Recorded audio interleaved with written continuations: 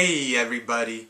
So in this video I'm going to be talking about viewpoint number 15 in the book 40 Stories Celebrating 40 Years of Star Wars from a Certain Point of View. And in this chapter it is going to be You Owe Me a Ride by Zoraida Cordova. So this chapter takes place from before the whole cantina scene in Mos Eisley, through that, and a little bit past the last scene with Boba Fett and Jabba the Hutt and Han Solo and Chewbacca. And it goes through the story of these twin sisters, the Tanaka sisters,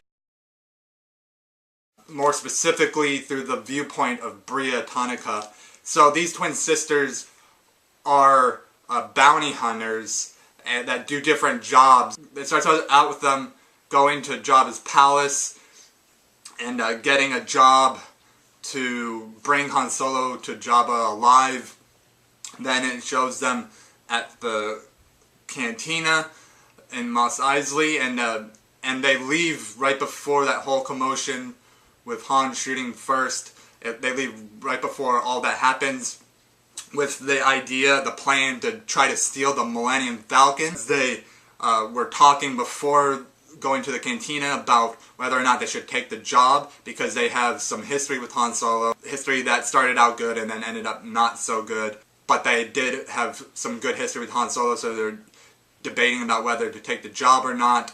And then that's when they decide at the cantina that they're gonna try to steal the Millennium Falcon instead of turning Han Solo in to Jabba the Hutt, because they just want to have a fast ship and get out of Tatooine and travel the galaxy with credits. Right as they're about to go onto the ship of the Millennium Falcon and take the ship, Jabba the Hutt shows up with Boba Fett and the other bounty hunters that they were with, waiting at that dock where the Millennium Falcon is for Han Solo.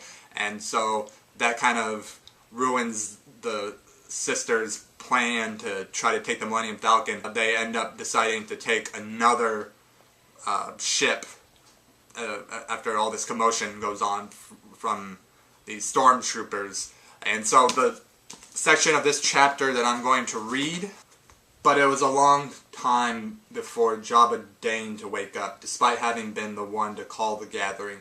No one questioned him, no one complained that they'd been waiting and waiting, or that the band was recycling songs they had played when they first arrived.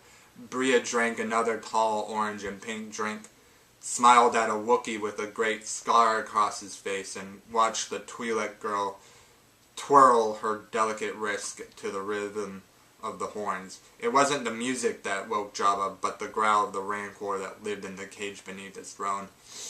So, of course, that takes place at Jabba's palace before they get the job to bring Solo to Jabba alive. And I thought it was interesting that there was a Wookiee bounty hunter there. You later read that the Wookiee bounty hunter gets dropped into the cage down beneath with the Rancor. So I thought that was interesting. And until next time.